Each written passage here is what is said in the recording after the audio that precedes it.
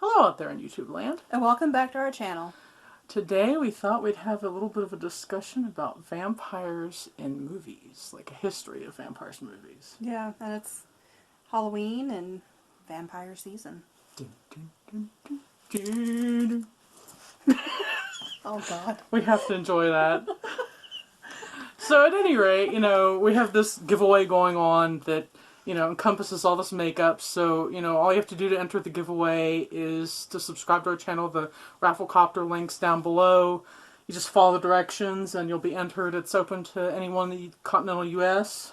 Yep, and it's just a variety of different makeup products. We have things from Jeffree Star, Tarte, Stila, I think. Yeah, so there's there's liquid lipsticks, there's eyeshadow palettes, there's all types of things in there. Right. The picture link is down below, so you can actually see a picture of what's in the giveaway. But so I guess we'll get into this, huh? And definitely make sure to stay through to the end because we'll talk about our favorite movies and what we really enjoy just breaking out all year round and watching. Just some of our vampire comfort movies. Because vampires are awesome. Period.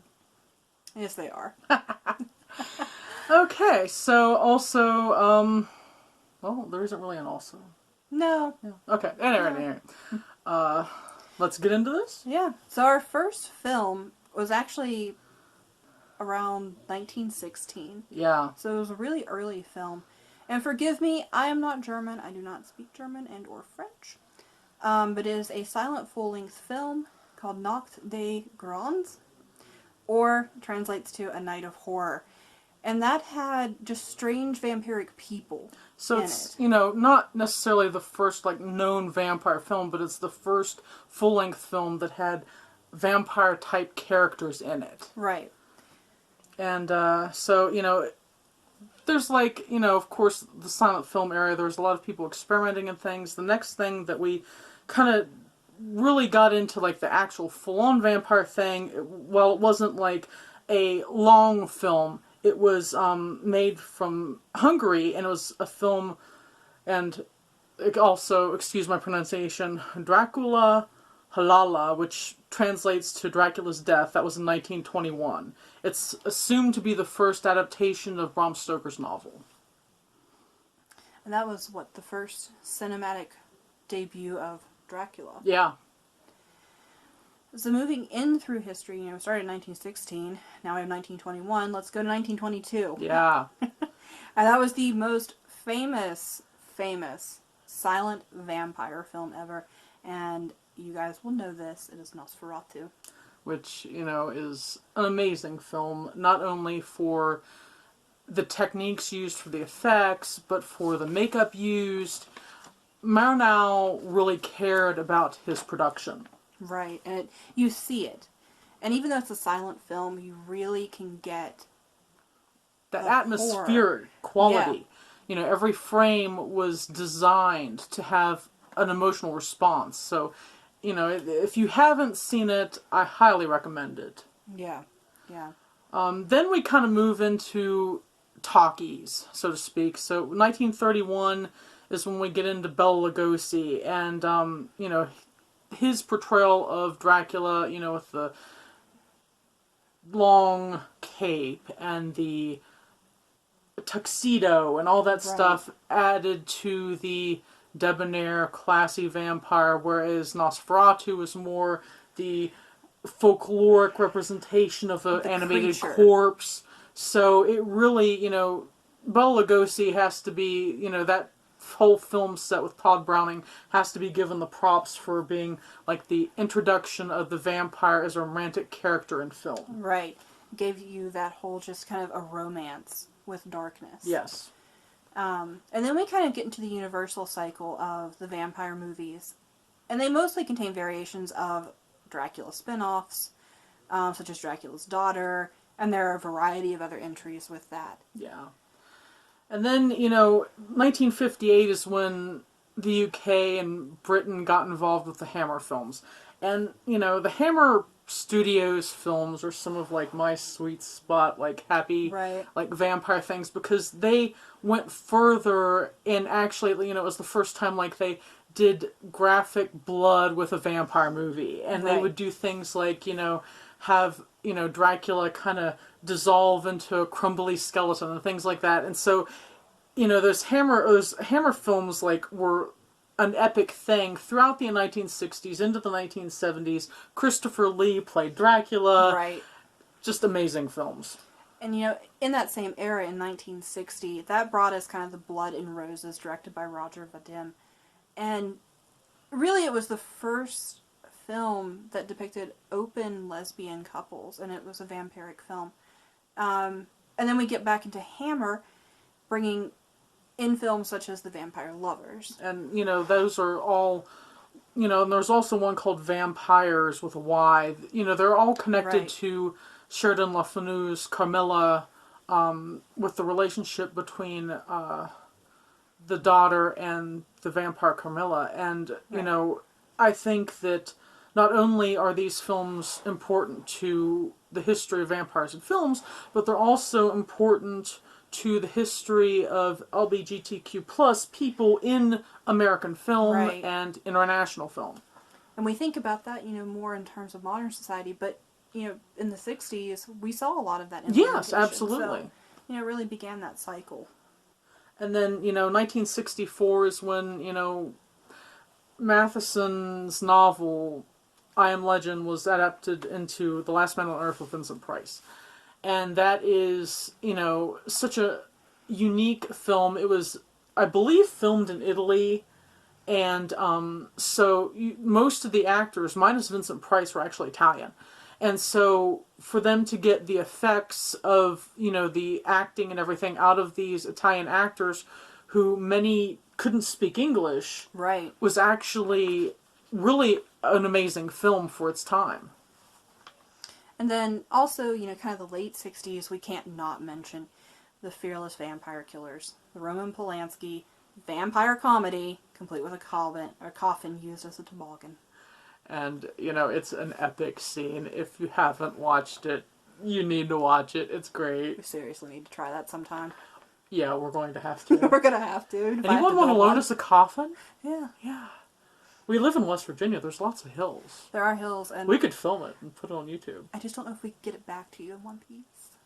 And, we might end up in the ER afterward. But it might be entertaining. But it would be entertaining. It would be fun. It would be very fun. Comment down below if you're interested in seeing us try to use a vampire as a sled. Or vampires as a sled. We could use a vampire as a sled. Hey, maybe Chris Emotionless will pretend to be a vampire for us. Okay, so, after Polanski, then we get into 1970s and 1972. There was what they used to call blaxploitation films. They are problematic in that, they were inherently racist. However, a lot of African-American actors and filmmakers, this is where they got their start. Right. And one of my favorite actors during the 70s is William Marshall. If you've not watched him in anything, he had such an amazing presence. And he had a very classy style to him. And he was in Blackula. Now, if you've not ever seen Blackula, if you eliminate the title, and you eliminate the racist references, it's actually a very amazing vampire film. It really is.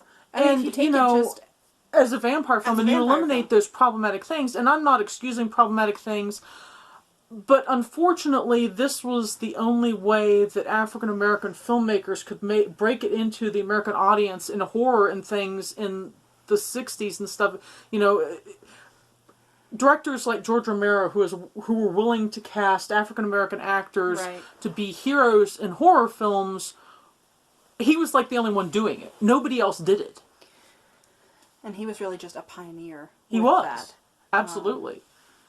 And kind of moving through the 70s, almost right into the 80s, you started getting films such as Love at First Bite with George Hamilton, a remake of Nosferatu with Klaus Kinski, Dracula with Frank Langella, and one of our favorites, Salem's Lot. Yeah, if you've never seen the original TV movie of Salem's Lot, I highly recommend it. Toby Hooper directed. Yeah. Just a really good film. Then, as we moved into the 1980s, we got into, the slick look of the vampire in the 80s. So you had, the Lost Boys, which, had, the punk rock, like, hardcore vampires. Right. And, it's just such a expression of the time of the 80s. Yeah, I mean, it was, You couldn't it was make an that edge. film today, I don't think. And then you had, like, Fright Night, which was finally bringing vampire movies back to the vampire comedy. And then, you had Grace Jones and Vamp. Now, Vamp is a very interesting film. It is. Vampire strippers, it sounds completely cheesy. And the first roughly 30 minutes it is. But the filmmakers did it on purpose to lull you into this kind of sense of security. You know what this movie's going to be like and whatever. And instead you actually get Grace Jones being this very vicious vampire. Right. And it has some of the most hardcore feeding scenes I have ever seen in a vampire movie. And it really brought back the horror aspect, Yes. not the romanticism of the vampire, but the vampire as a predator. Yes. And so, it's an important film for that. And, really moving through time, 1990s really, really had a boom. I mean, we were at a full tilt run with movies. We had Blade, and everybody, knows what Blade is, Yes. who Blade is. We had Interview with the Vampire, so now we have the Anne Rice vampires coming on the scene. Innocent Blood, one of our favorites, From Dusk Till Dawn. Yes.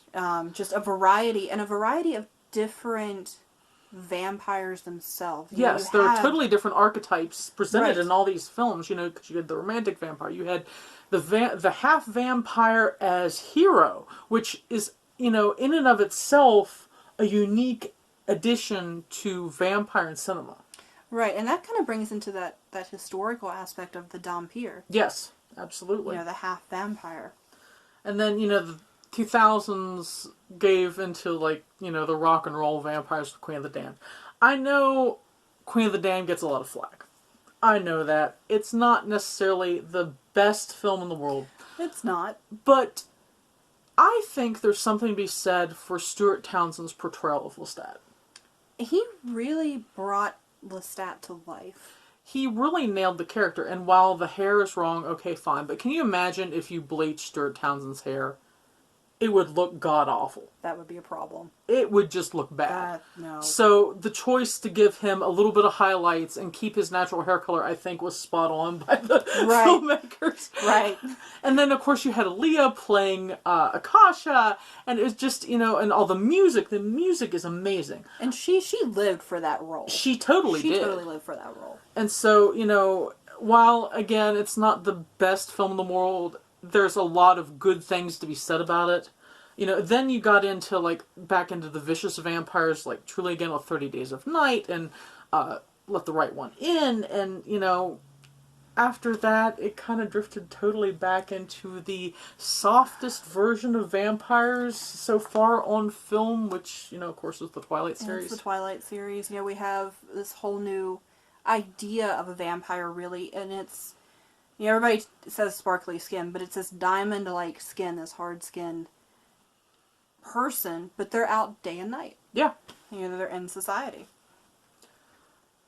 And from about 2010 and on, we've been treated to sites such as Byzantium, and that was something I really enjoyed that movie. It's a beautiful film, and it's also directed by Neil Jordan, who directed Interview with the Vampire. So you have a lot of the similar, I won't say sensitivities, but you have a lot of the similar style, the lushness of the frames. It's just a beautiful film as well as an interesting story. Right, and then we have, What We Do in the Shadows.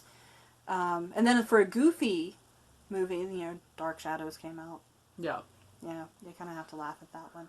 So one thing we know, just for certain, this genre is not dying at all. No. The vampire is too loved.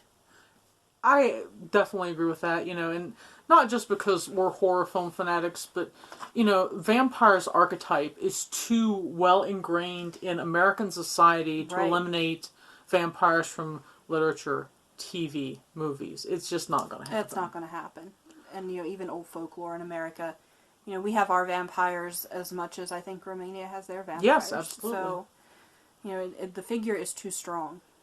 And, props to all the filmmakers that have been throughout, history of film. They've made a lot of amazing, wonderful, lush films that have been very entertaining, and, the fact that there's a subset of actually just vampire movies is amazing in and of itself. It is. It is. So, what's your favorite vampire movie? Or your favorite few? Favorites. Favorites. It's impossible for me to say a favorite vampire movie. And it kind of revolves a little bit over time and depending on mood to a certain extent. But Salem's Lot, 1979, is up there. The Lost Boys is up there. Probably the original Nosferatu, as well as the remake, because they're both so different stylistically. And I'll mention a kids movie. I really like The Little Vampire. I really liked that one. It's cute. I actually very much like that one. I think mine, I kind of fell into, with Queen of the Damned. Lost Boys is probably one of my absolute favorites. Silent Nosferatu. It's just... I always joke that, I feel like Nosferatu when I wake up in the morning. If we all could just... It'd be great. And there I am, ready to go for the day. So, those are our favorites. Comment below what yours are. Yeah, we'd love to know. So, that'll do us for today's video, and we'll be seeing you soon. Bye. Bye-bye.